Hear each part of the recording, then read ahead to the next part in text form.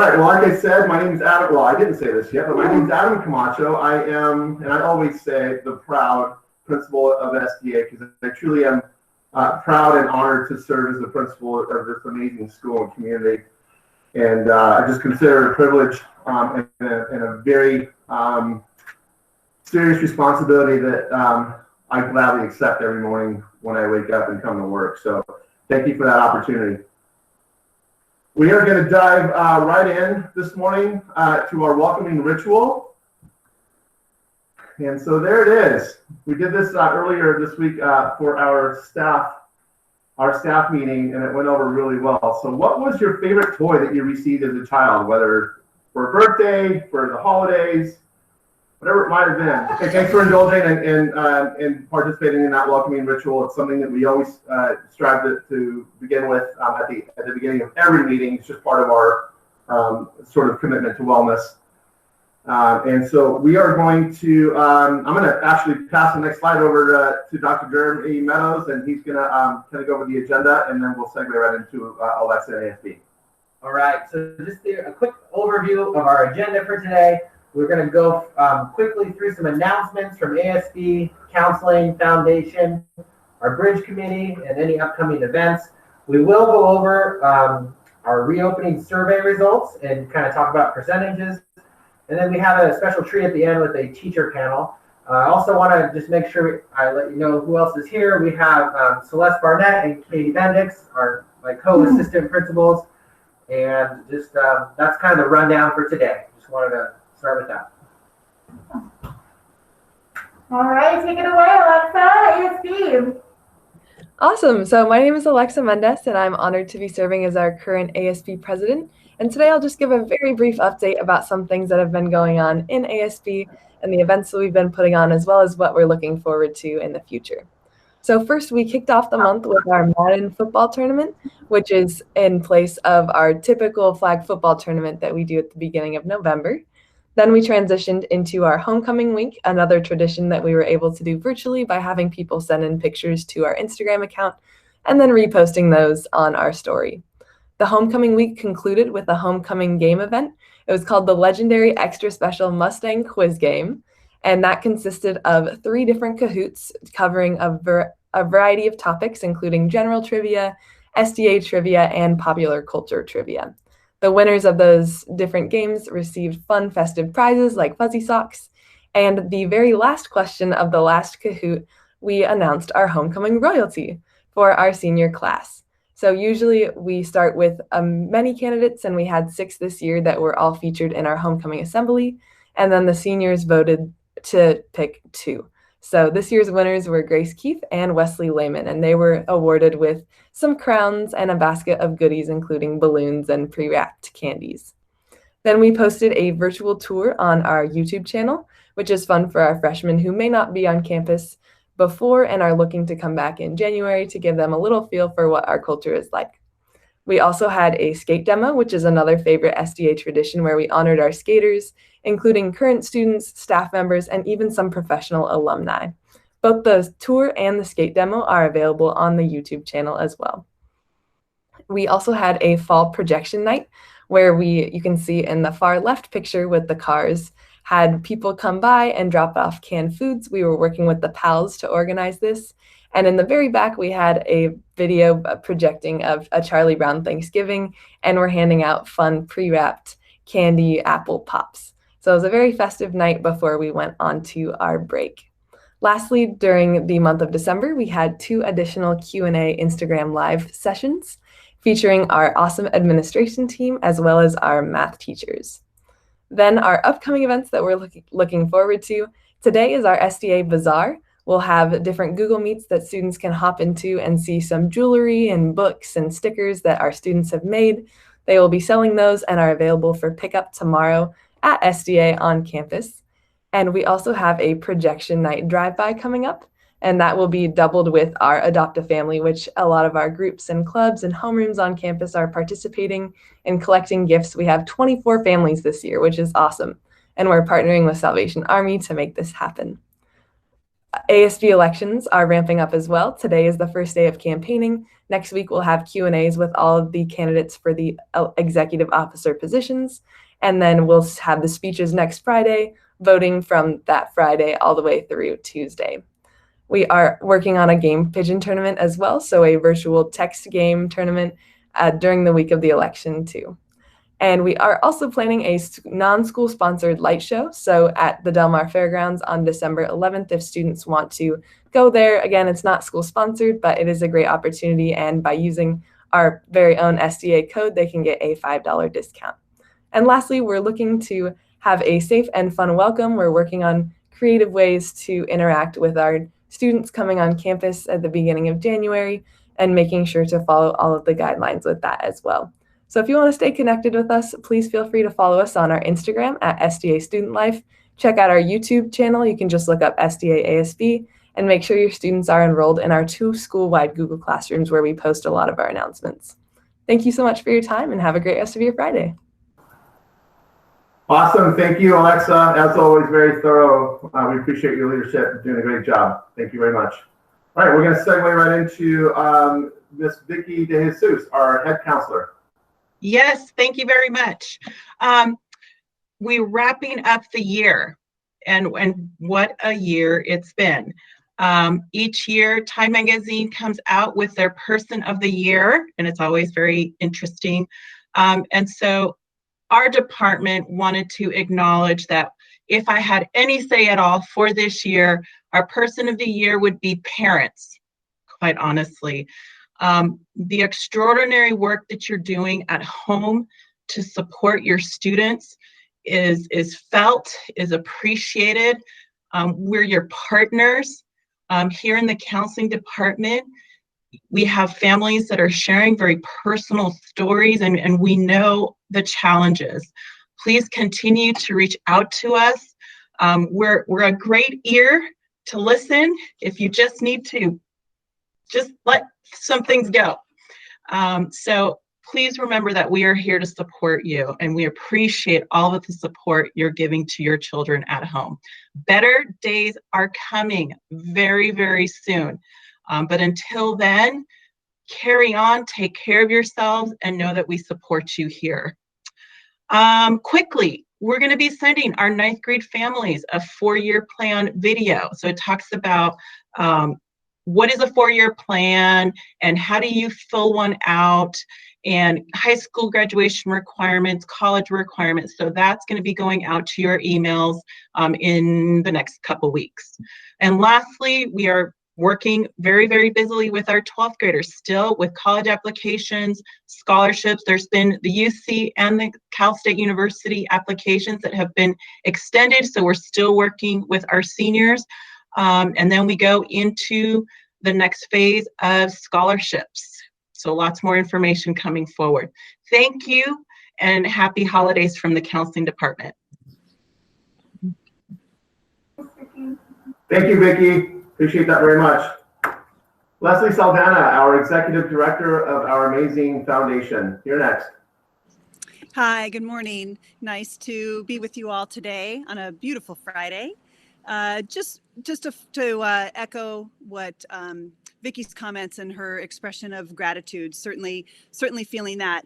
As I was looking at, I've repurposed my slide template that I used last month, A, because I'm not creative like Dr. Barnett and all of her savvy stuff that she does online, and B, this is a season of gratitude, and this is just kind of carried forward into what we're doing here with the foundation. So appreciate the opportunity just to grab a couple of minutes of your time. So yes, December 1st was Giving Tuesday, as I'm sure many of you received a gazillion emails from different organizations, and we are just so appreciative that many of you chose us and our organization in supporting what we're doing in support of such a wonderful school, teachers, staff, incredible parent community, all of that. This was our first time doing a concentrated Giving Tuesday effort.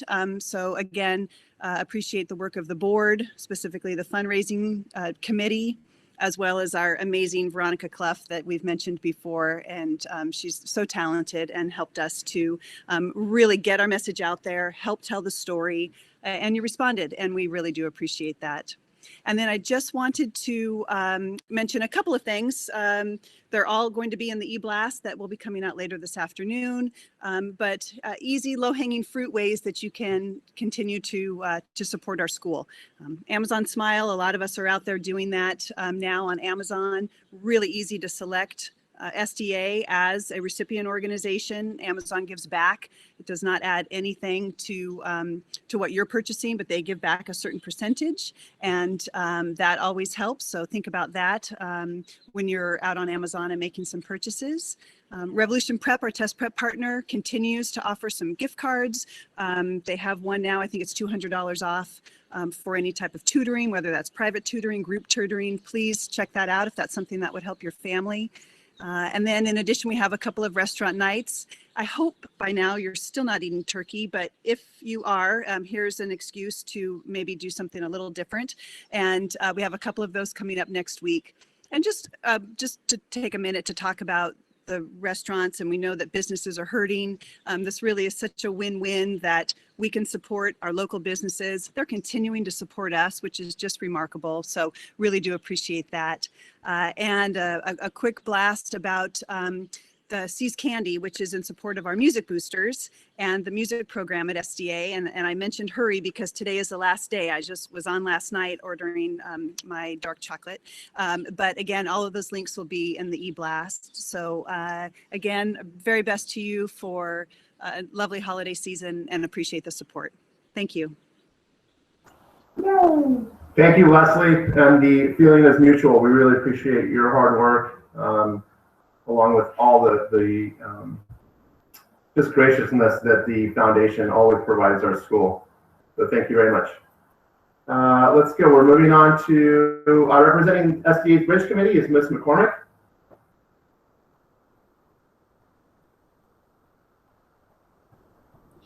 Sorry, still muted. Good morning, everyone. This is Kelly McCormick. I'm with San Diego Alliance for Drug-Free Youth and also on the SDA Bridge Committee. And the Bridge Committee is a collaboration of students, parents, and community members. And we support programs and activities that with an eye toward better communication and morale boosting and positive mental health. And so we recently had the family forum, which we usually do twice a year, and it was on vaping. And we had a lot of people that weren't able to make the first one, so we had a second one, and both were very successful. And it was talking about the latest in, vaping and e-cigarettes, some of the new laws surrounding it, the health concerns. And if you missed it and you would like to see it, please feel free to send me an email there on the screen. It was not recorded, but I am happy to do it again where there's any group of people online who would like to watch it. So send me an email if you have a group, maybe outside of school, a group of parents and students, please feel free to email me, and I am happy to do as many of those presentations as I can.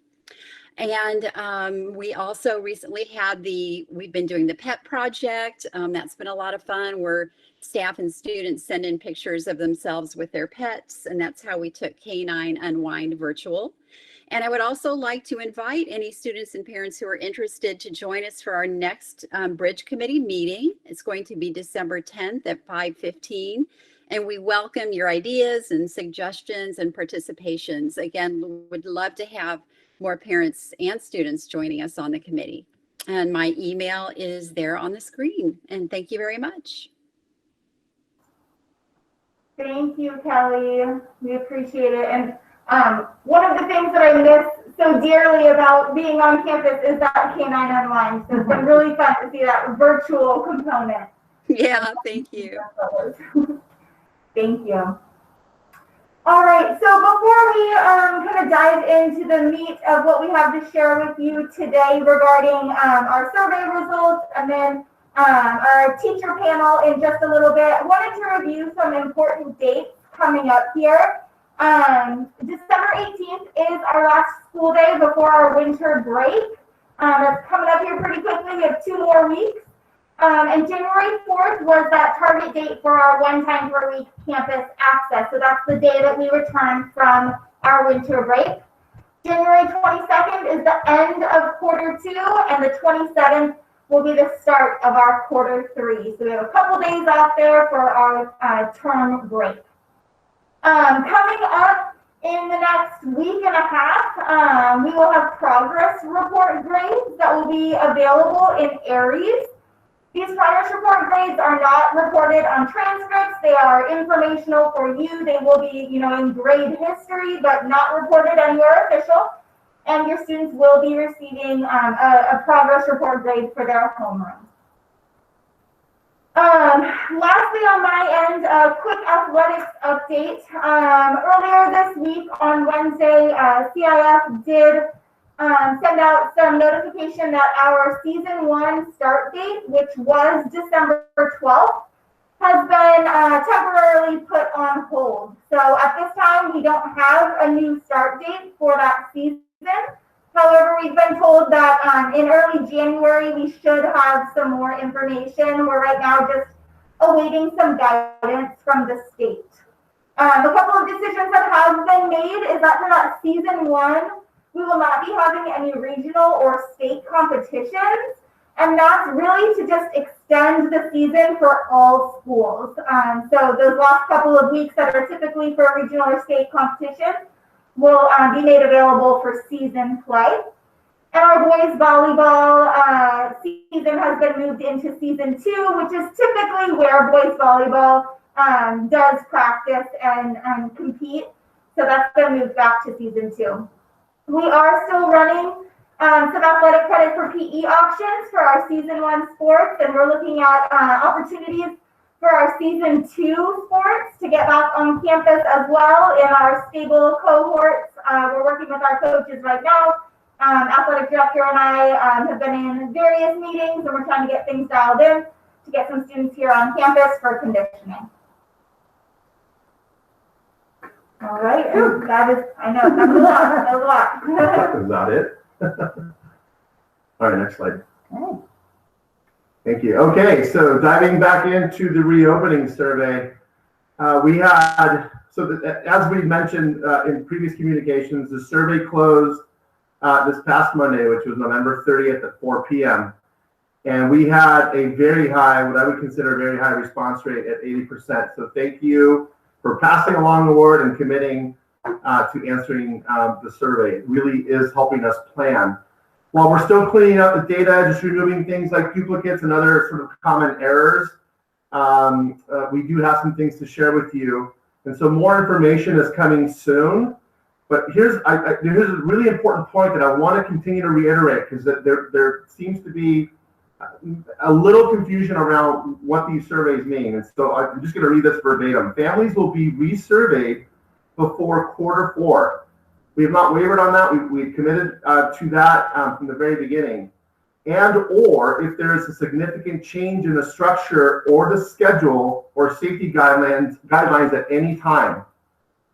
So what does that mean? We needed a survey with the target date of bringing students back on January 4th, which is that Monday we get back after winter break.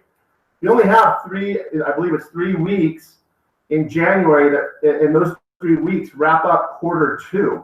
In our survey, we asked regarding quarter 2, whether families wanted their student to come back to campus 1 day a week or remain at home. We also asked the same question for quarter 3. And we did that just to have some data to be able to plan for, clearly understanding that things could change. At least we have the data. We are planning for quarter 3 as it stands. I'll show you what that looks like here in a second.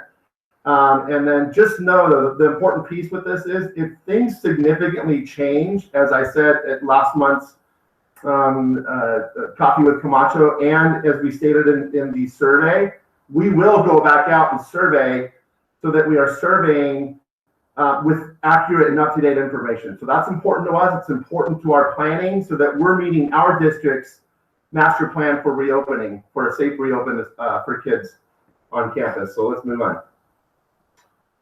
So here's just kind of a quick glimpse at the results. Like I said, we still have some cleanup, but this will give you a pretty good idea. This has given us enough to move forward with things that we need to continue to solidify to be ready for January 4th return. So for that January 4th date through the end of Q2, we had 40% of our students that are choosing to be on campus. That translates directly to 200 students on campus per day, right? So remember, this is kids that are choosing to come back to campus are coming 1 day per week. So that translates to 200 students on campus per day. The estimated class size maximum is 10 based on the numbers that we're looking at. So there's a lot of analysis that needs to happen there.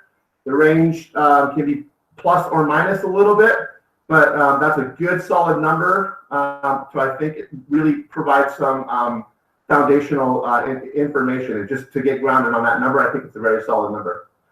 All right, so moving on. So again, the second part of the survey asked if you didn't want to return for second quarter, or you did and then also wanted to continue in Q3, or just wanted your student to come back at the beginning of Q3, which is our second term. That's what these numbers represent. So this is starting school at 1 day per week on January 27th. Again, that's the start of second term. 60% chose on campus. What that translates into physical bodies is 300. So 300 students on campus per day.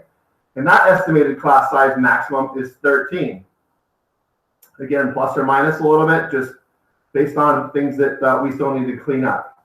But again, feel very confident with those numbers that we are presenting. Otherwise, I would keep them embargoed until we keep working through. But I feel very confident that that's exactly where we're going to land with the survey results that we have as of right now. Okay? All right.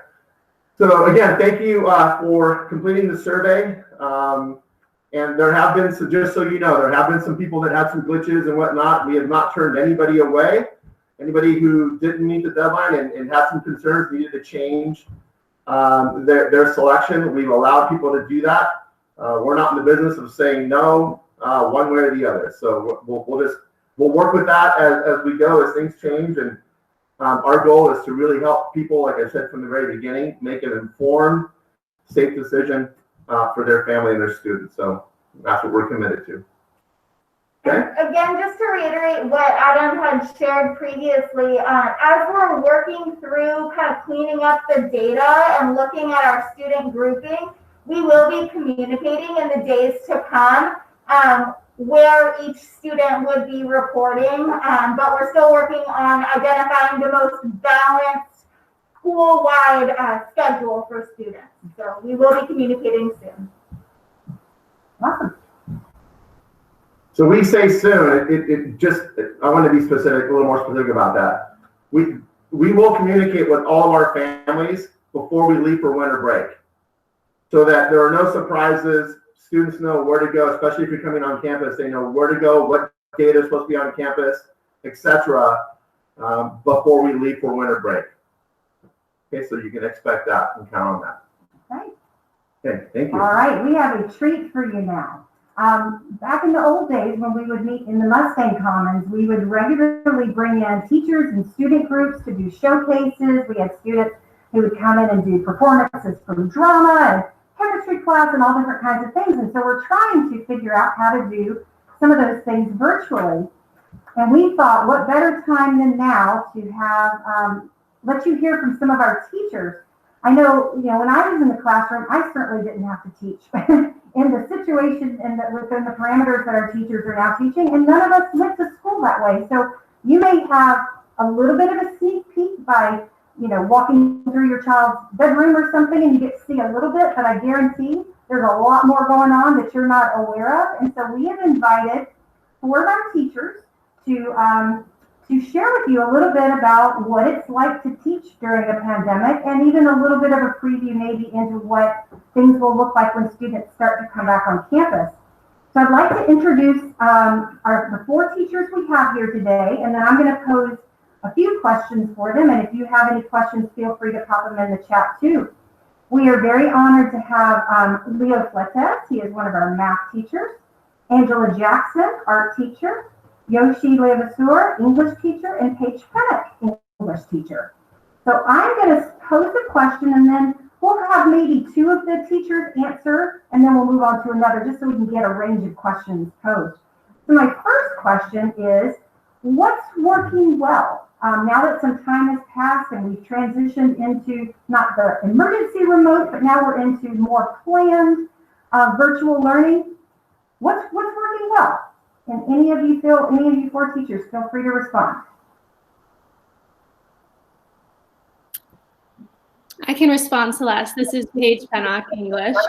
I think what has been working, what I've been surprised that has gone better than I thought, is that I actually feel like I know my students pretty well, maybe almost as well as I would as if we were in class together. And I think the main reason that we've been able to have that experience is because I've worked to break them into regular breakout groups. I call them table groups. I think a lot of people are doing this. So they would be working in table groups if we were in class together. So every month they're in a different table group with 4 or 5 students. And so every time they're sent to small groups to work, which is almost every day, they're with these same people. And then I can click into those smaller groups and listen and contribute and have like more individual conversations. And so that's something that I've found to be a positive in this situation. Thank you. Yoshi or Angela or Leo? Yeah, I'm happy to go. Hi, I'm Yoshi. I teach English and journalism. And going along with what Paige said, I feel that I was very nervous about connecting one-on-one with students, but I really appreciate the time that we've been given for asynchronous at the end of the day, that 2 to 3 p.m. slot, because I have office hours during that time. And I feel like it has been giving me an additional time to support students one-on-one. And a lot of times we also have a little time to say, hey, I had a kid the other day say, hey, what's your favorite movie, Miss Levasseur? And we kind of took most of our time to talk about something for class, but I also got to have a little conversation with that person. So I think that the asynchronous time I've really valued to do one-on-one work with them, but also I feel like we get to connect in a way that I was nervous about not having. So that's been really nice, is having asynchronous and office hours time. And that's something I'd love to do when we are back in person, is I'd love to continue doing some kind of office hours or video async hours as well. So I like that a lot. Awesome, and you just segued right into my next question. Thank you. It's, what are you doing now that you want to hang on to, either when we start to have students back on campus, just one day a week, or when school gets back to more normal? And that may be a tech tool that you've discovered, or some of these techniques like you're talking about. Maybe Leah or Angela? Yeah, definitely. And this is Angela Jackson. Hi, everybody. Thank you for inviting us. We're happy to share what's going on in our classrooms during this time. And what I really have enjoyed is using Google Classroom to do an attendance question daily. And every Friday, I ask them, what is the best thing that's happened for you this week? And it's something where, in a general classroom with about 40 students, you would be making, frequent connections and things like that. But I feel that some of those that might be a little bit more quiet or shy, I might not know everything every week about them. And so I want to continue that so that they can still do that attendance question every Friday, and asking them, what was the best thing? I find out so many different things about them, and they could do it on their phone when we return, when things are past the pandemic. It's something that I'd love to be able to do. I feel that I check in with each of them every week that way. And that's been a really surprising and wonderful experience. Thank you. For me, Leo Fletes, I teach math. It's been really nice to be able to kind of explore the technology side of math. Usually everything is very regimented in mathematics, and we stick with our graph paper and our paper and pencil and our rulers and stuff like that. And being able to kind of apply some of the graphing utilities that we have online and being able to make dot plots and being able to do things that I would normally try to push a little bit to try to incorporate into class, because I was lucky enough to have one-to-one Chromebooks in my class. But now I've realized that I can even explore that and push that even more. And I feel like my students have a better understanding of not necessarily like the mechanics of what we would normally do in a classroom setting, but more of like applications of it. So what can we explore, you know, doing this now that we can kind of like just graph something quickly on now let's talk about it. Now let's talk about how that applies to our real life scenarios. That applies to something that we could see in our real life every day. And instead of focusing and spending so much time on, you know, getting our graph paper out and getting our rulers and all that stuff out, it's able to kind of take it one step further so that our students are going to be more in tune with what they're actually learning and why they're actually learning it. Perfect, thank you. We have a question from a parent. They said, we know that all kids are not the same, and some kids are really having a hard time with online learning. What kind of extra support, or what ways can students get support from you since they can't just walk into your classroom? I'd be happy to start off with that one. One thing that I think has been great is that students have a lot more, I feel like the Google Classroom and the technology, there's a lot more options for how to communicate with us than I thought. So one thing that has been really nice is what is hard, I will acknowledge what's hard, is that you can't really talk to a student in class one-on-one. I don't want to call anybody out or embarrass them, but I've started doing little consultations that, so I have a student who specifically said, you know what, it's really hard for me to remember when to turn in my homework. So, you know, and he said, you know, Google Classroom, that's not really working. So once a week now, he has a standing office hours appointment, same time every week, unless maybe something comes up for one of us, but basically once a week.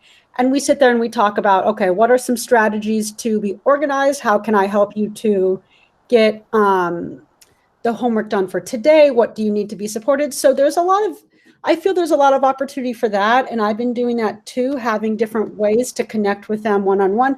I mentioned the office hours, but I also offered this as like a time to have emotional support where we can talk about, you know, what kind of stresses they're undergoing in class. So that's something that I have been doing a lot. And the other thing that I think has been something that I like to do when we're in person, but I'm really trying to do a lot more now, and it's making me reflect on how I'm teaching my curriculum, is that I always do my best to give my students a lot of choices and for them to express their learning in different ways.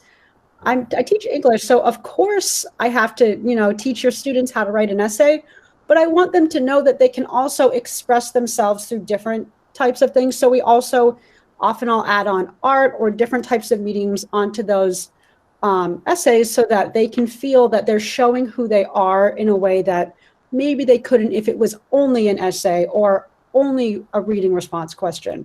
So my hope is that I've been giving students a lot of choice for how they can make the curriculum fit them the best. Awesome. Could somebody else respond to that? I think that's such a good question. How can you support students during this digital time? How do you support kids? Go ahead, Angela. No, go ahead, Paige.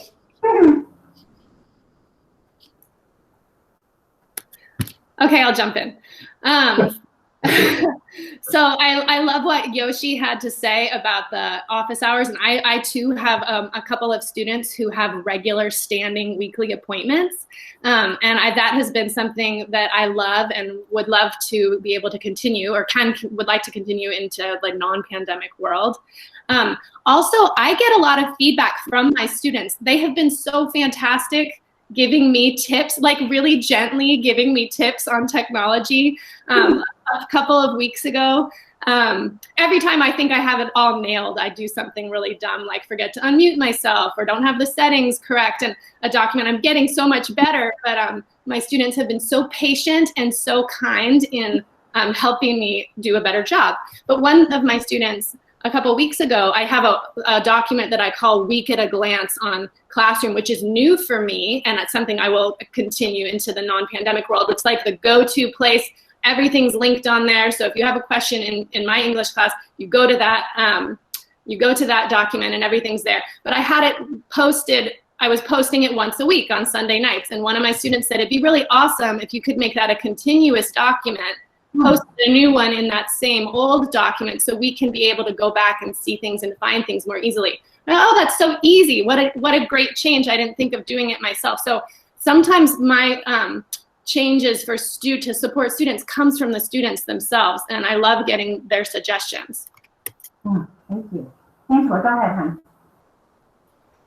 So I also was going to say that I do have two students that, for teaching painting, they're very hands-on, and this digital world is a little strange for them. And I do very similar concepts of what Yoshi and Paige and Leo does as well, is having that, they've asked me, can I just show you what I'm working on instead of uploading to Google Classroom? And what I will say from what I hear feedback from students is that so many of their teachers are flexible with this, and every student is different, right? So, it's like these two just physically show me, they hold it up, because that is something that makes them feel better about the experience that we are having. And so just that flexibility that we all, this is the first time for all of us as well. This is not something I've been teaching for 21 years now. This is not something we thought was going to be, our situation, but I really do feel that we are being flexible and trying to make the best of it and still giving a quality education to them. Awesome, thank you so much. I had a parent ask a question offline. Can you share an example of a lesson that you changed during distance learning and that actually improved the lesson or allows you to access students in a different way? One thing that has really changed in my class is discussions. So we do a lot of discussions. We do a lot of different types of either debates, or just we kind of focus on historical context or current context that would relate to our books. And one way that I have really had to change that is when we're in person, it's very easy to kind of make eye contact with people and say, oh yeah, you go ahead, you're next, see they're look at them in the eye. And one thing now is adapting that to be in a format where it's really hard to see all of them when you're kind of like looking around the room. But I've really adapted that so that we're bringing in the chat a lot too, so that we're including the chat into the discussions. So for example, the other day we had some homework questions for our reading, and they can talk on the chat or they can talk out loud. And that has been really cool because there are some kids who might be having a technology issue. Maybe their mic isn't working for the day and they can answer on the chat, or maybe they're just a little bit more nervous and they say something on the chat. But one really positive side effect, and I really hope that after this, you give your students a pat on the back for this, is they're so nice to each other on the chat. We'll have kids say, oh my gosh, I never thought of that. That's so smart. Or like, wow, you made a really good point. Or if somebody is nervous, the kids will be like, wow, you really spoke well. You did a good job. And that's not something that's easy to do in person. Not everybody's going to go, oh yeah, I think that Jimmy did a good job. Me too. But if it's in a chat, you can easily just write it, just like you are all doing for us. Your students are doing that too, to each other. And so that was something that not only was it nice to have the chat for the nervous kids, but now it's for the sweet kids too, can easily say to each other, I'm so proud of you. And that has happened in all of my classes many times a day. And so I just want you to please, after this, or when at lunchtime or something, tell your kids how proud you are of them, because we love that they're so nice to each other. Anybody else have an example? Leo, go ahead. I know I mentioned this earlier, and just having technology at their fingertips, like literally, has been really helpful because for math, I'm teaching them about spreadsheets. And all these things that I know somebody mentioned it in the chat, like being able to create a budget on a spreadsheet and being able to do these things that like kind of we take for granted because we kind of like learn through the school of hard knocks of like how we were able to, do all these things and get acclimated with, digital stuff and Google Meets and Google Suites and spreadsheets and uploading documents and converting from a document to a PDF, an image to a PDF, all of these skills that they can bring with them onto, a college or who knows the industry that they're going to join when they get to, when they graduate from college or if they choose not to go to college. All of these tools that they're getting now is so great to be able to kind of explore. We spend so much time, turning in paper and pencil, which is always a good thing. Always a good thing to have that in our hands. But at the same time, like navigating and removing that fear of technology, whether we chose to or not, has been really helpful, I think, for our students. Awesome, thank you. On that note, Leo, you just brought something up and a parent asked a question. I'm going to throw this to Angela. I'm going to put you on the spot a little bit. The arts, and even I know you can't necessarily speak to the CTE classes, but the hands-on classes, how are you doing that? How do you teach a hands-on class virtually? So I'm just looking at Tara, right? At Tara's comment. My apologies if it's Tara. I'm sorry. So wondering if your freshman is better off transferring out for the spring. And so here's my my comment on it is, quite frankly, I think during this time of distance learning, you definitely do need the arts as something to be there for you, for mental health, creative outlet. So I really do think it is something that still can be a viable class. How we're doing, I teach painting and I also teach AP Art History. AP Art History is more of an academic, like a world history class. But painting, how we are dealing with that right now is, I do some demos. I show them some things that they can easily use at home. And then also if they are interested in maybe going the extra mile and maybe getting, because sometimes the students are like, well, what, can I get this or can I get that? And I was like, well, you have everything you really need at home. You can really you can make so many amazing pieces of art with just what you have around you. Don't feel like you need to have, this impressive studio, because most artists started with just, it's like Picasso used cardboard for a lot of his art, so don't feel like you need to do that. And cardboard, we have so many because everyone's getting stuff from Amazon. I tell them, like, go and use some cardboard. It's a great surface to actually paint on. And then we also use, for everyone to see their art in the class, we use Padlets. And I'm really thankful for the district purchasing Padlet that we're able to use. And so all of the students actually have their own little kind of rectangle where they upload their piece once a week, and then everybody gets a chance to see it. They can comment on it, which is really wonderful. Lots of positive comments and feedback.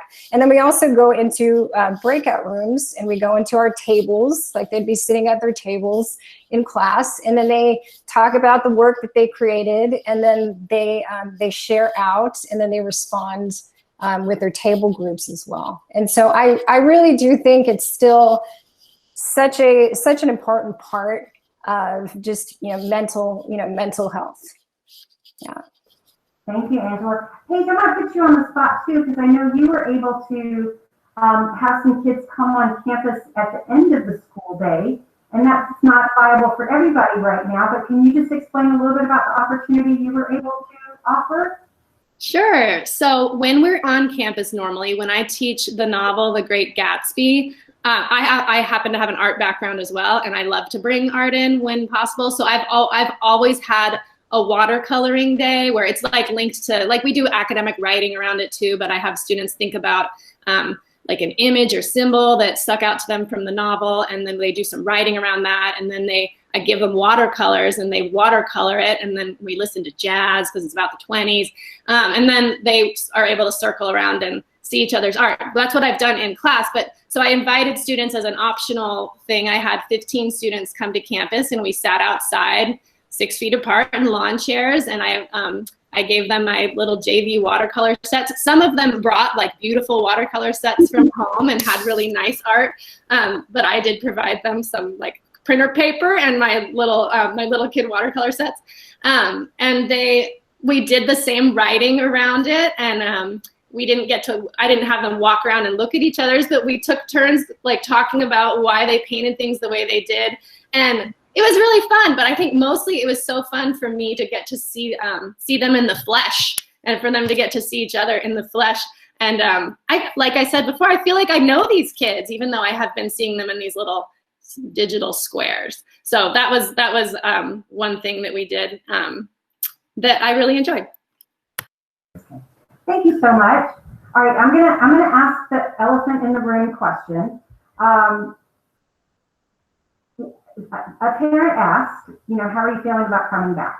And I know everybody's concerned about what the impact on you all is going to be. We can't teach our classes without you. You are irreplaceable, but we know that there's some concern. So I'm going to ask, if you don't feel comfortable answering, I get it, but anybody that feels comfortable responding, how are you feeling about campus reopening and being back on campus?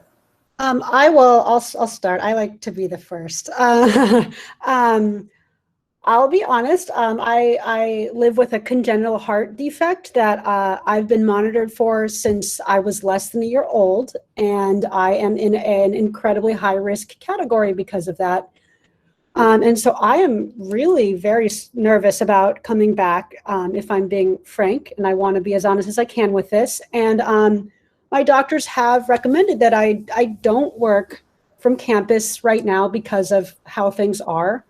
So, hearing that from somebody who knows my history for, my entire life is a really profound thing. So I'm feeling very conflicted. And as much as I love teaching, I also love living and love being healthy, and as we all do. And the idea of coming back for me as an at-risk individual means making a really difficult decision. And I care about our kids, but I also want to be, I want to keep caring about them for many, many, many years in the future too. So for me, the idea right now of coming back is something that, as an at-risk individual, is very daunting. Thank you. Thank you for sharing that. For me, I have my girls. I have 3 daughters that I teach at home with them every day. But the people that help watch them, they live with an at-risk individual as well. So then all of a sudden, then it puts a stressor on our family. But beyond that, just kind of like talking about your guys' experiences. I think in a perfect world, I think all the teachers and all the admin here long to be back on campus with students in a regular setting. Like nothing invigorates us more than walking onto campus and having 30 to 40 students in our classroom, and having that dynamic. We love having students in our class, and nothing brings us as much joy about our job than having people in our class. But at the same time, we kind of need to understand, this is not a return to normal. When we go back to campus, and this is, we've had multiple discussions in my classes about it, they want to be normal. We want to be in a normal classroom setting. Everybody's sitting in groups. We're doing classwork. We have manipulatives. We're doing stuff with our hands. And unfortunately, that isn't going to be a reality when we come back to school. And right now, our teachers are working so hard, and we've adjusted, and we've done amazing lessons digitally. And if we were to return with it segmented 25%, or even if it's 50%, or if it's all distance learning, I'm afraid that the learning is going to suffer.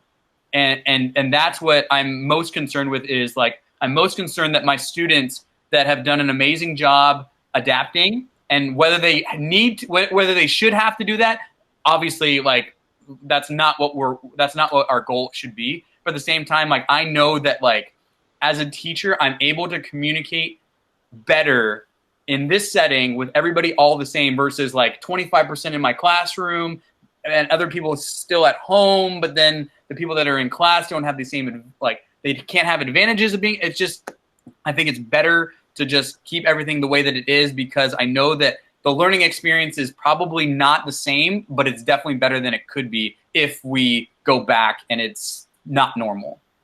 Thank you, Leo.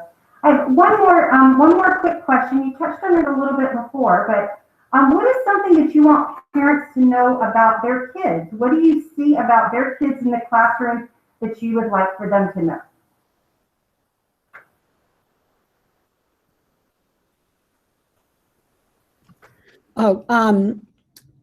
Just to recap, because I saw a question in the chat, I teach English 9 and journalism. And I want you all to know that that for everybody it's hard. Even for the kid who's having an easier time, it's hard. But I have learned, and I mentioned this a little bit earlier, but I have learned how kind your students are. Paige mentioned tech support stuff. I have a co-teacher. I teach one of my English 9s is with co-taught with a special ed teacher, and between the two of us, we have some tech issues, and the kids are always like, hey, try this, and then do this, and then do that. I'll present my screen so you can see what you have to do. And they do that with each other. I've had a few kids who said, and in my 9th grade classes especially, who said, you know, I don't really have a lot of friends. And there's a bunch of them who say, be my friend. Here's my phone number. Here's my Instagram. Let's play Among Us during lunchtime today. And the willingness to do that, despite the fact that sometimes they're only icons and they can't see each other's faces, their willingness to be like, hey, call me anytime. I wish I could hug you. As soon as things are safe, you're coming over to eat lunch. Like, they're so nice. So thank you for raising such nice and thoughtful kids. I feel like they don't even know how nice they are. Like, they're not even aware. It just comes so naturally to them. So I want you to know that we are thankful for how sweet your students are. So thank you for your kids. Similar to what Yoshi said, we have restorative circles once a month in our class. And so we kind of like, we encourage everybody to turn on their cameras so that everybody kind of has skin in the game. Everybody, you know, is putting themselves out there, and the responses to each other are truly amazing. Because if we were in person, you know, everybody's driving a different car to school. Everybody's going to different communities in school. Everybody's in the same exact spot right now.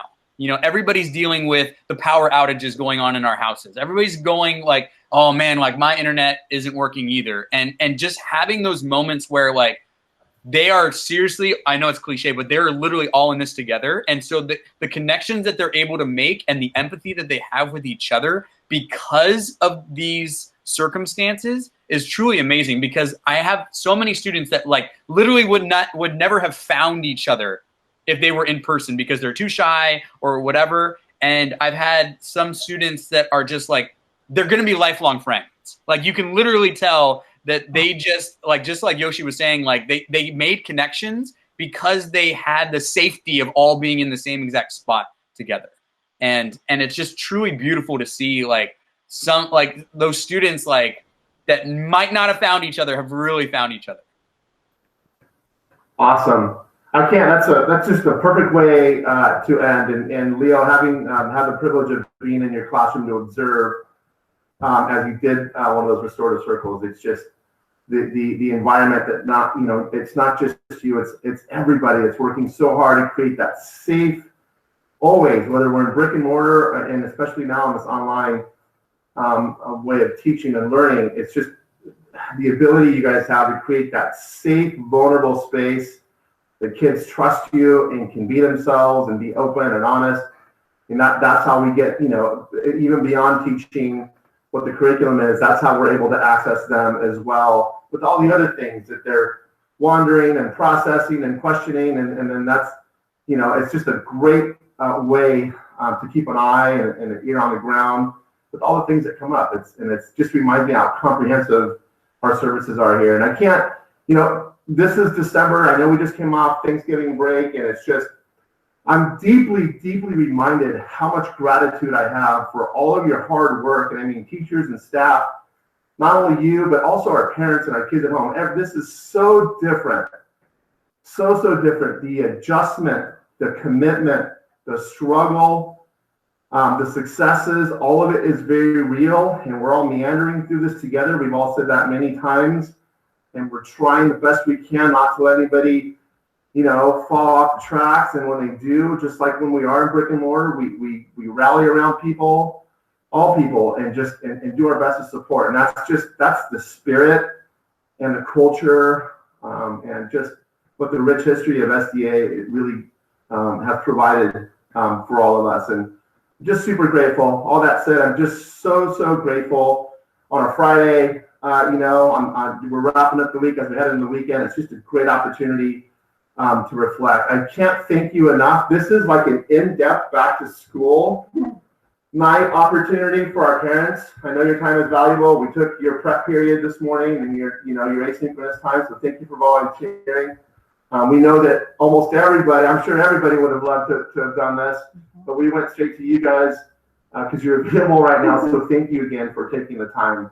And this leads us to our optimistic closure, something that, there's the question. So again, in the spirit of asking all of you to reflect, we do that at the beginning on, your childhood with your favorite gift.